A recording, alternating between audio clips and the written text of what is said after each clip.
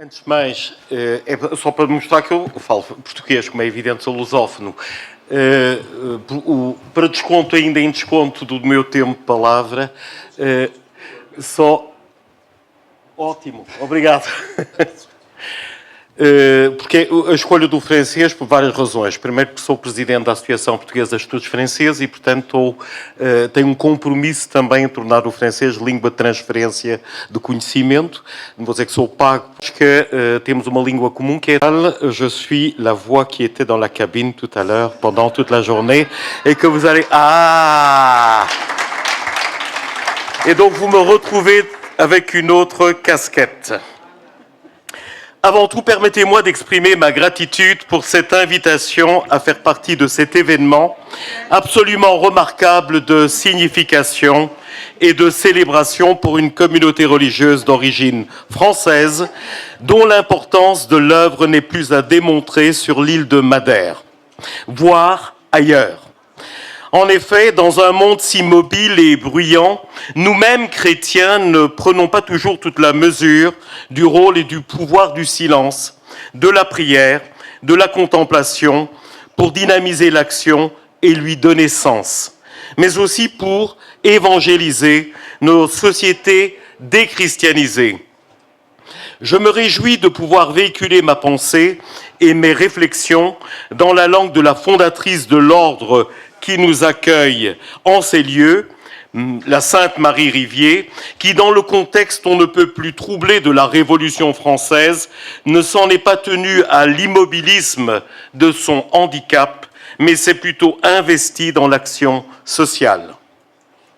Par ailleurs, mon titre emprunte celui plus perspicace, je vous l'accorde, d'un illustre madérien, le cardinal et surtout le poète Tolentino Mendonça, Rezar de Olhos Abertos, 2020, si fermer les yeux à ses avantages lors de la prière, plus grande capacité de concentration intérieure, moindre risque de distraction extérieure, ainsi qu'un abandon symbolique à Dieu, il ne permet pas de maintenir le contact visuel avec le réel et ses complexités, avec la solitude et les tempêtes de la vie.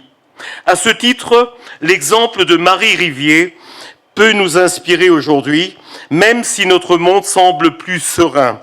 Mais c'est là oublier qu'une autre typologie de conflictualité couve et conditionne le principe même et la mission de l'évangélisation qui nous occupe dans ce colloque. Je placerai la dynamique paradoxale de cet exercice entre les deux balises, elles aussi paradoxales, que le Nouveau Testament nous a léguées. D'une part, l'impératif d'évangéliser traduit par l'injonction paulinienne « J'annonce l'évangile, ce n'est pas pour moi un sujet de gloire, car la nécessité m'en est imposée et malheur à moi si je n'annonce pas l'évangile. » Et d'autre part, le ton apocalyptique pessimiste de Jésus lui-même quant à l'efficacité de sa parole et de sa mission. Mais le Fils de l'homme, quand il viendra, trouvera-t-il de la foi sur la terre ? Entre ces deux affirmations, il y a toute la dynamique tensive de l'histoire, avec l'action parfois ambiguë des églises pour annoncer une bonne nouvelle, imposer une religion et façonner une civilisation. Mais il s'y pressent également la possibilité de l'échec, c'est-à-dire l'assignation de cette tâche et de cette mission à des humains, ce qui fait du christianisme une religion éminemment incarnée.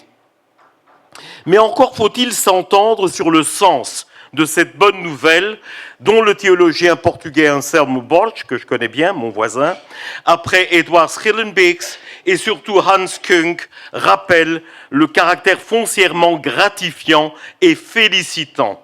Un hymne de bonheur assumé dans les béatitudes couronne l'engagement jusqu'au martyre. Or, l'incarnation du christianisme, à la suite de celle du Christ, implique que l'on ne dissocie pas l'état des lieux de l'implantation du christianisme et l'extension de la tâche évangélisatrice des configurations géopolitiques, géosymboliques et démographiques ainsi que des tensions culturelles qui traversent le monde contemporain, lesquelles continuent d'être interprétées à partir d'un point d'observation occidental éminemment eurocentré et sécularisé.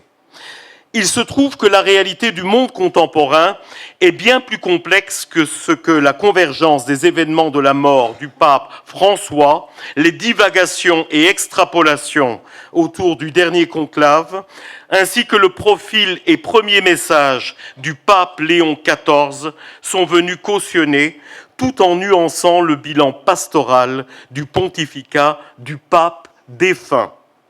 Le principal défi de ce pontificat sera de placer l'unité de l'Église au centre de son action, contre tous les subjectivismes et relativismes émergents, alors que la tendance actuelle pointe souvent la construction d'une Église fondée sur le plus petit dénominateur possible. Il apparaît tout d'abord que, contrairement au ressenti eurocentré, le monde croît largement aujourd'hui. Les statistiques disponibles font état d'une croyance mondiale généralisée, quoique démographiquement changeante dans son implantation et dans ses composantes.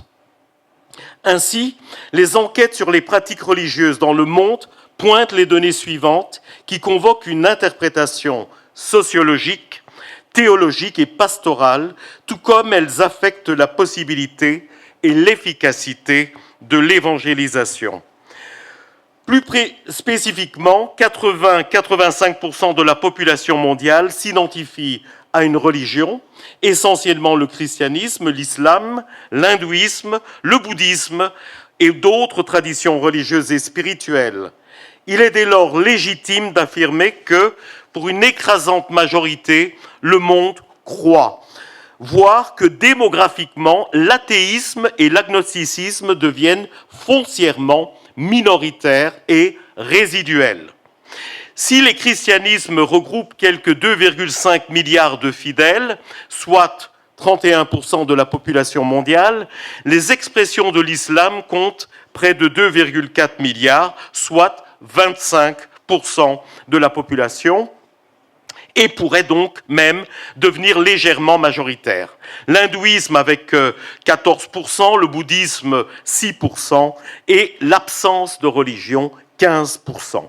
Toutefois, les tendances démographiques majeures se dégagent, notamment pour ce qui est de l'islam, groupe religieux qui devrait connaître la croissance la plus rapide, avec une expansion de 73% prévisible entre 2010 et 2050, ce qui configure une croissance moindre de 35% d'ici 2050. Et je passe. Celle-ci est faite de sécularisation, mesurée entre éducation chrétienne et abandon de celle-ci, accentuée à l'ouest, nuancée par l'islamisation rampante, résultant des intenses flux migratoires, de peuplement et la disparité démographique, mais au centre-est, davantage étanche aux politiques migratoires parrainées par l'Union européenne et prônées par le pontificat de François. On pourrait paradoxalement observer une désécularisation subtile, ce que l'essai de Kaufmann, Shall the Religious Inherit the Earth? Demography and Politics in the 21st Century, préludait sur la base de projections démographiques. Cette analyse ne vient que confirmer l'affirmation attribuée à Comte, selon laquelle le destin, c'est la démographie, et cautionne en fait qu'aucune configuration n'est fixée d'avance, traduit le besoin de clairvoyance dans la lecture des mutations démographiques et de leur traduction dans la pratique religieuse. En somme, les sociologues de la religion se sont trop souvent focalisés sur le fait religieux comme manifestation sociale du choix individuel délibéré des individus dans un contexte donné. Il faudra, dorénavant, y intégrer le dynamisme de phénomènes imprévisibles comme les mécaniques démographiques et les dynamiques migratoires. Dans le cas spécifique français, l'Observatoire français du catholicisme a récemment délivré un rapport sur l'état des lieux des pratiques religieuses des Français. À nouveau, ce document qui résulte d'un sondage sérieux de Fourquet vient nuancer les idées reçues sur la sécularisation inéluctable de la France et par extension de l'Europe occidentale. Il est même surprenant que, plus de 200 ans après une révolution foncièrement anticatholique et dans un contexte sociopolitique hostile à l'affirmation d'une identité culturelle pour les chrétiens, s'entend, sans oublier la crise des abus sexuels, il persiste autant de marqueurs de pratiques spirituelles autour du catholicisme. 37% des sondés se disent en quête de spiritualité, mais beaucoup plus chez les jeunes. 41% des sondés affirment croire en Dieu, alors que l'image de l'Église catholique demeure plutôt positive et que seuls 2% des baptisés catholiques avouent fréquenter l'Eucharistie dominicale. Bien évidemment, l'acception que nous empruntions tout à l'heure à l'évangélisation comme heureuse et félicitante, bonne nouvelle, ne coïncide pas forcément avec la pratique dominicale. Mais remarquons le commentaire de l'évêque de Carcassonne et Narbonne au sujet de ce document. L'enjeu me paraît, dit-il, très important, car le paysage religieux français est en pleine mutation. Il est essentiel de l'observer et de le comprendre.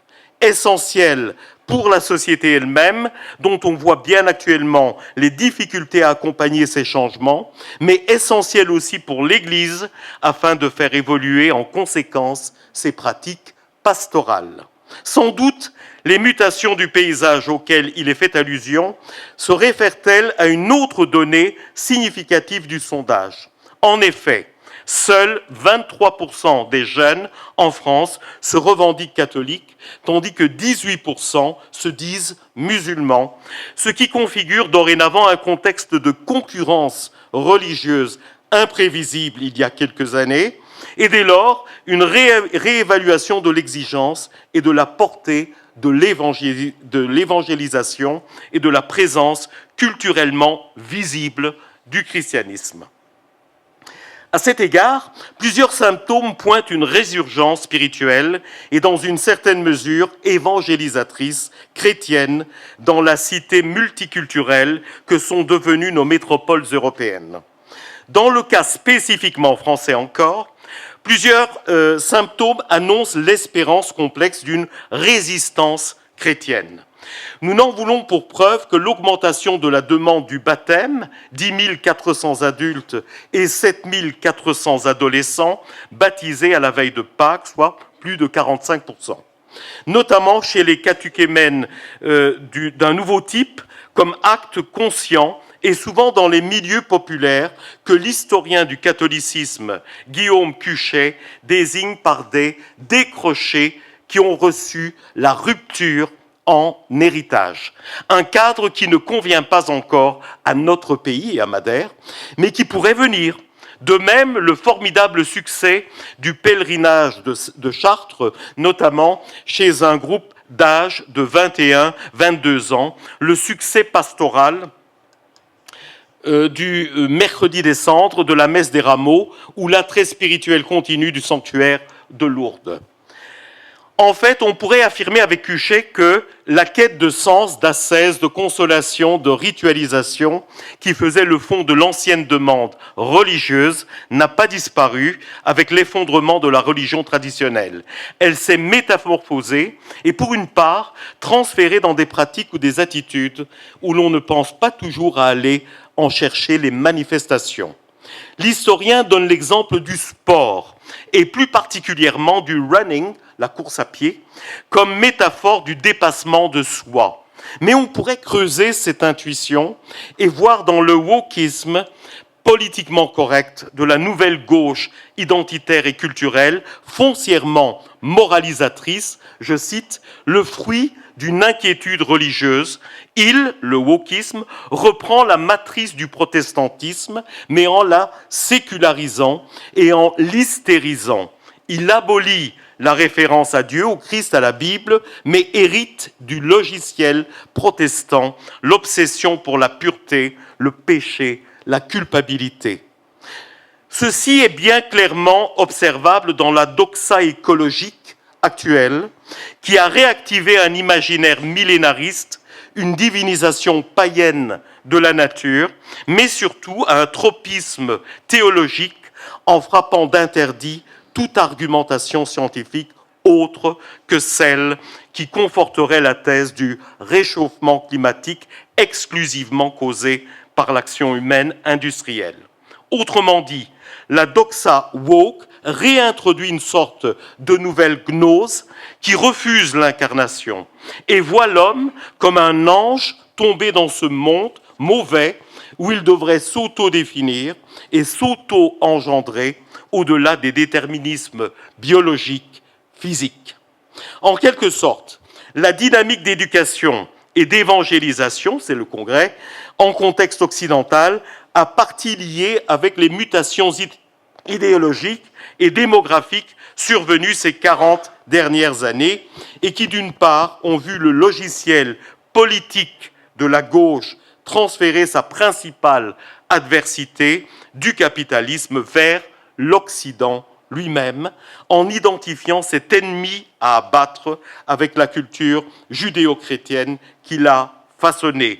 Et d'autre part, la lente mais sensible islamisation des codes et des mœurs dans les sociétés travaillées par un multiculturalisme diversitaire récent mais désintégré. Or, ces deux dynamiques se rejoignent et convergent stratégiquement aujourd'hui, ce qu'un rapport alarmant n'a pas manqué de relever dernièrement en France. 5 minutes. Aussi, l'islam, mais vous me concéderez peut-être un peu plus puisque j'ai traduit toute la journée. Aussi, l'islam installé en Occident fait-il l'objet d'une appropriation idéologique sous forme de revanche symbolisée du monde contre une supposée arrogance occidentale, de sorte que la maximisation de l'ouverture envers le monde musulman, notamment à travers l'accueil migratoire, permettrait l'expiation de la faute de l'expansion illégitime coloniale d'hier. De cette convergence des luttes résulte la tolérance, voire la promotion du voile islamique pour les femmes, la nourriture halal, ainsi que la prolifération des mosquées, euphémiquement désignées par salle de prière. Dans tous les cas, il s'agit de considérer l'adhésion culturelle à l'islam comme un nouveau marqueur de l'attachement occidental à l'altérité et à la diversité, en activant le potentiel révolutionnaire de l'islam comme possibilité d'advenue d'un homme nouveau, expression paulinienne, s'il en est, arraché à la tradition, vidé de ses déterminations biologiques et possiblement comblé par un plein civilisationnel régénérateur venu d'ailleurs.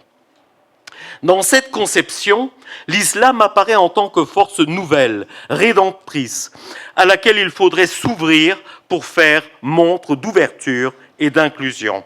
Cette convergence a eu également pour effet paradoxal dans le contexte démocratique et discursif occidental d'assimiler le concept d'islamophobie comme impossibilité de critique d'une religion, en particulier, dès lors, de lui conférer un privilège d'exemption d'argumentation rationnelle. Il réhabilite le blasphème pour cette seule religion. C'est ce que acte la référence au personnage historique Mahomet par l'expression théologique « le prophète » dans le discours médiatique et académique, alors que, simultanément, la figure christique est renvoyée à son identité historique juive ou au registre de l'affect, Jésus, dans une sorte d'arianisme diffus et banalisé. De même, l'incréation et l'intangibilité du Coran est sinon admise, ou en tout cas non problématisée critiquement, alors que l'élaboration de la Bible subit depuis plus d'un siècle une intense et libre étude textuelle et génétique.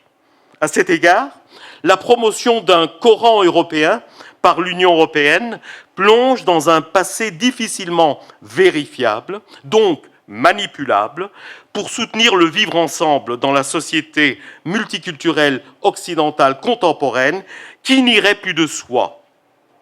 Il s'agit de travailler la conscience européenne en lui faisant assumer que la civilisation musulmane aurait toujours été présente en Europe et ne serait pas à être accueillie sur le mode de l'hospitalité et de l'extradéité. Les termes du préambule de ce projet européen visent l'étude du texte sacré de l'islam à travers la culture et la religion européenne et est, je cite, construit sur la conviction que le Coran a toujours joué un rôle important dans la formation de la diversité de l'identité religieuse européenne, médiévale et moderne, et continue de le faire. Ce continue de le faire, justifiant le programme. D'autre part, notons l'importance de la liturgie et du sacré du rite comme appétence pour des signes tangibles. Je parle de signes aujourd'hui, dans l'expérience spirituelle. De fait, la question de la qualité symbolique de la liturgie revient au centre de la demande de sens, notamment depuis que Vatican II a non pas désacralisé le culte, mais en tout cas démocratisé la mise en scène des assemblées chrétiennes, notamment de l'Eucharistie. On comprend mieux la résistance de la mouvance plus traditionnaliste, adepte du rite préconciliaire, surtout dans les sociétés les plus sécularisées, mais aussi l'attrait pour les rites chrétiens orientaux que les flux migratoires ont disséminés en Occident et qui procurent dorénavant une alternative liturgique. On peut regretter que pour une frange des chrétiens occidentaux, la liturgie catholique post-conciliaire soit devenue spirituellement insipide et peu inspirante dans une église coincée dans un statut de simple ONG religieuse ou humanitaire et un discours de dimitude face à l'agressivité de l'islam. Par ailleurs, l'évangélisation ne peut pas se soustraire à la quête de repères identitaires dans un Occident déboussolé. Dans ce sens, une revalorisation ecclésiale des dévotions populaires s'avère nécessaire dans toutes ses composantes, qu'un certain élitisme théologique avait relégué dans le répertoire des superstitions, je cite Serge Bonnet. Enfin, force est de signaler l'impact des réseaux sociaux et des influenceurs chrétiens dans les nouvelles pratiques d'évangélisation et de culture chrétienne. Ces blogs et profils qui jouissent de l'abonnement de plusieurs followers servent de tutoriels disruptifs pour la pratique chrétienne dans la blogosphère. Au Portugal, je citerai Ricardo Esteves, mais ce n'est pas très profond. En France, pays plus fortement sécularisé, remarquons le succès de blogueurs tels que le prêtre Jean-Baptiste Bienvenu, baptisé Padre Blog, qui procure des réponses concrètes et facilement compréhensibles pour les jeunes générations à des interrogations et des doutes sur la foi chrétienne, ainsi qu'une catéchèse efficace et graphiquement accrocheuse. Retenons pour notre propos ce conseil de sagesse dans ce blog. Les chrétiens devraient tous être un peu moines. Je trouve ça intéressant. On pourrait également citer l'exemple de succès médiatique du jeune frère Paul Adrien, créateur de contenu et ses posts sur YouTube très directs et efficaces.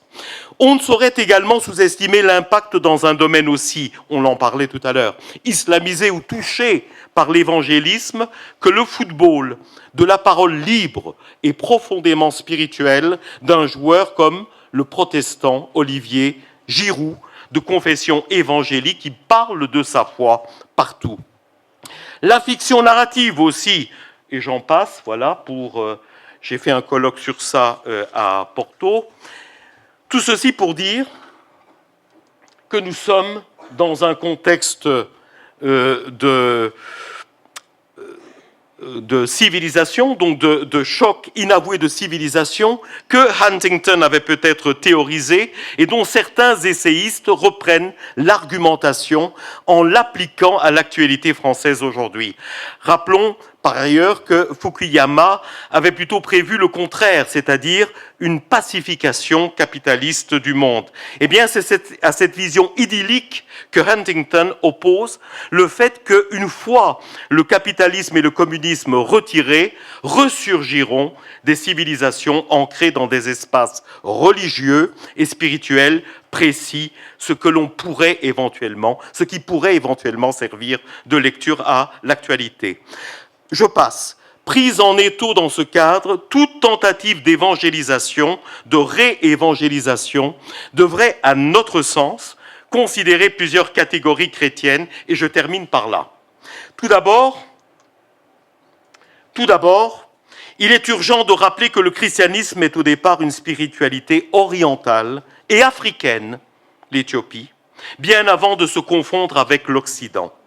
La désoccidentalisation du christianisme, s'il devait être pensé, devrait passer par cette reconnaissance historique qui fait de l'Occident, au départ, un espace de conversion avant d'être un essor missionnaire dont il sera l'acteur. Ce qui nous permet d'ailleurs de comprendre aujourd'hui les missionnaires venus des périphéries aujourd'hui. Ensuite, il nous semble pertinent de redéfinir le concept de martyr, martyre, martyriou, en tant de témoignage difficile et douloureux dans un contexte redevenu hostile après s'être montré indifférent. Le martyr, c'est plus que l'offense christianophobe dans la cité cosmopolite et multiculturelle. Il se revêt d'une signification de résistance spirituelle dans et pour le Christ jusqu'à ce qu'il revienne dans la gloire.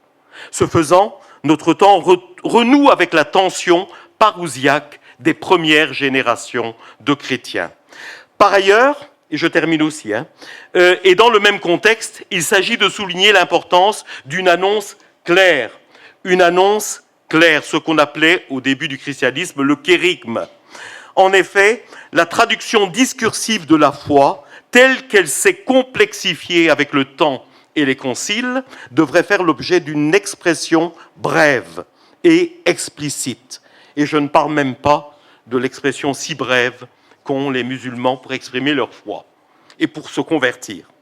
Enfin, il faudra se repositionner face à la notion et à l'expérience de prochain au centre de l'annonce évangélique, c'est même la lecture de dimanche prochain, et condensée dans la parabole du bon samaritain. Or, cette question gagne en complexité dans un contexte migratoire imprévisible il y a 40 ans. Qui est mon prochain ? Et dans quelle hiérarchie de proximité, d'empathie, d'engagement humain et social ? Gardons à l'esprit que le monde biblique judaïque ne connaît que le droit de passage et sporadiquement l'intégration de l'autre, et encore, après assimilation, ce que rappelle la prescription de la circoncision. Cette question était au cœur du pontificat de François et de sa succession, d'autant plus que le message papal était pour le moins ambivalent depuis le voyage à Lampedusa. L'élection de Léon XIV remet la question au centre du débat.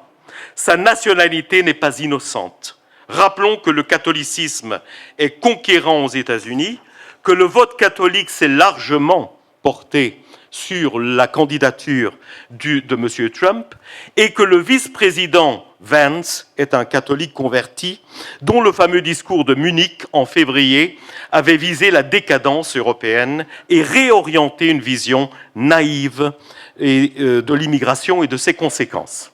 Alors, que comprendre du message débutant du nouveau pape qui a invité la France à renouer avec son héritage chrétien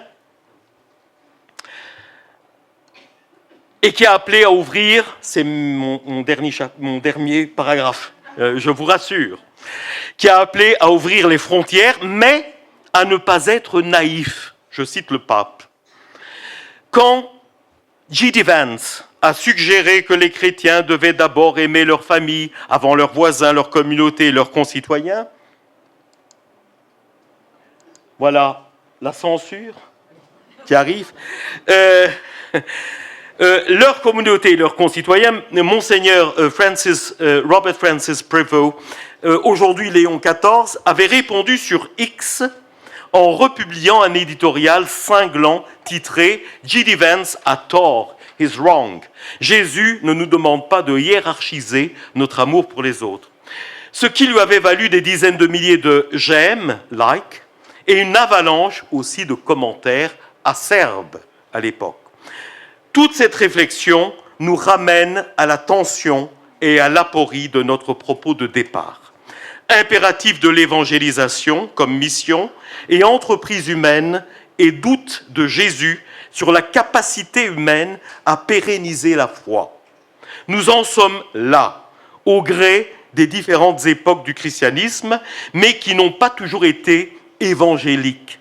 La nôtre est difficile, mais elle n'est pas inédite si nous prenons du recul historique et de la hauteur idéologique. L'exemple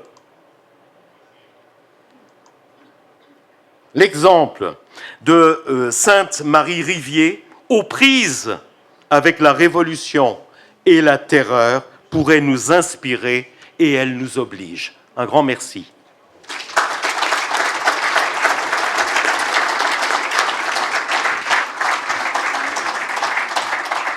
Je vous remercie, monsieur le professeur.